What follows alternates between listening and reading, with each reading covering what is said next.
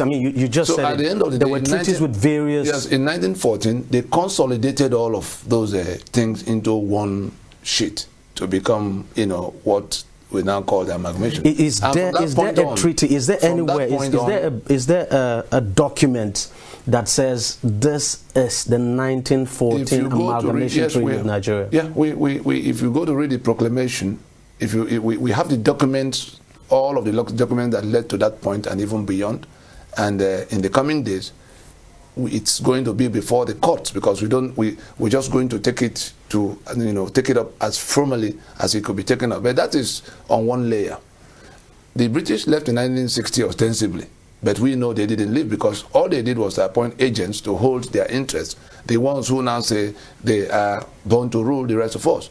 Because for Ahmadu Bello to declare to his lieutenants in 1960 that the new nation called Nigeria should be an estate of their great-grandfather Uthman Dan Fodio, and that on no account should power equation be allowed to change, and that the Middle Belt will be used as willing tools, that's minorities of the Middle Belt, and the South as a conquered territory. It was reported in Parrot newspaper of 12th October 1960.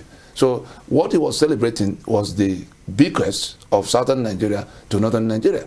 And we're still in that internal colonialism to date. I have to ask you this. Is there a law that specifies the lifespan of a treaty? Yeah, under international law. I don't know who taught some of our people the kind of jurisprudence they are preaching. Like the other day, Professor Ben Wabeze was busy boasting on how our sovereignty now vests in government. He was busy boasting how he's drafting one constitution for a federation, whereas a federation is a union of constitutions. Go to even the list of dictionaries. Go and see the meaning of a federation. A federation is simply a union of constitutions. And Nigeria was a federation up to 1966, when the 5 constitutions that defined the union got toppled and, you know, wedged into one unitary constitution. And now that we are going to repair what went wrong, does it not follow that we must restore the constitutions that will federate? And our argument in the position we have taken, which may look like extremist, is that if we cannot restore those constitutions that were toppled in 1966, you know, to still retain a union, then those who are choking here will be at liberty to exercise their right to self-determination. Because incidentally, the 1999, the constitution that holds Nigeria together today, which was made by decree 1999 of Absalom Abubakar, we've gone to court since 2007 to show that it's a fraud, because he claimed in the preamble that we the people, that's the signature behind the document. I get your point, but yes. I still want us to go back to this issue of treaty. Yes. And I want you to react to you know, this argument elsewhere that I mean, if you look at the various treaties that the colonial masters signed with the various ethnic nationalities at the time, the kings and who governed the kingdoms at the time, that those treaties of friendship and protection, that in actual fact the only region, that the only place where the British signed a treaty that sort of gave independence to its people would be that signed with the Alaki of Egbaland, that recognized the independence of. But if you looked at the others, it's completely different. And that later on, when the British realized its mistake, it decided to correct it by using force. Yes. And do you now sign? It's also quite surprising that you would sign a treaty with a conquered people, so to speak. So what we're saying is that the records are all too clear, just that our people are too lazy to go to dig them out. But we've taken the trouble over the last 2-3 decades to get to the root of each.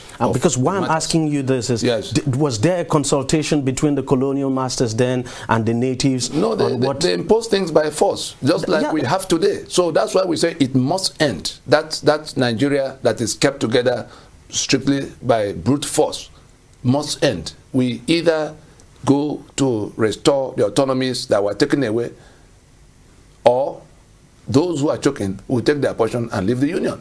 Unfortunately for Nigeria, the only instrument, the sole legal instrument by which the union is held together today, being the 1999 Constitution, is a fraud that cannot stand. And I just want you to react to this. Yes. I want to read from what someone wrote. He said, the 1999 Constitution, although General Salami Abubakar's decree number 24 of 1999, and with its poor record of consultation, is Nigeria's ground norm, being grosso modo effective. I don't understand that. You are a lawyer. So, and this person goes on to to say, I rely on Professor Hans Kelsen's postulation on the ground norm in his pure theory of law used for legal justification for extra constitutional events or revolution. This was applied in State versus whatever. You know, he went on to say, look, whether you like it or not, that constitution that you consider faulty is still the ground norm of this country. Well, these are some of the prices we have to pay for the mediocrity that has taken the altar of Nigeria's citadels of learning. Because whoever taught him that kind of jurisprudence, yes, he can quote Kelsen, but it's now a practical situation. We went to court to afford them because the Absalami that did you know, the decree, unfortunately for them, because they were in a hurry to get away with their loot, Absalami narrated the story of how he came about the constitution. It's still there printed, that he formed a committee called Constitutional Debate Coordinating Committee that went to the field and reported back to the PRC, and that they removed and added, and then they, you know, signed it into law to be called the Constitution, to take effect at a certain date. You know, so what we went to court to do was to juxtapose within provisions of their Constitution. We asked the court to put this story of the author together with the claim in the preamble that we, the people, have solemnly resolved to live like this. And if one is true, the other is false. So the Kelsen does not arise here. It's just a plain matter of forgery, that X did something and claims it's Y. Unfortunately, since it is my land and my right and my asset that is detained and hijacked on account of that forgery, it can only collapse like the check that was not signed by the owner of the account will collapse in a bank. This is the title document. This is the check by which Nigeria is cashing the value of 3 million barrels of crude oil every day. And the owners of the assets, whether it's the oil and gas of the eastern side or the port of Lagos or whatever it is that have been taken away from one side or the other, being shared in Abuja by the bunch of politicians who insist that our lives now belong to them.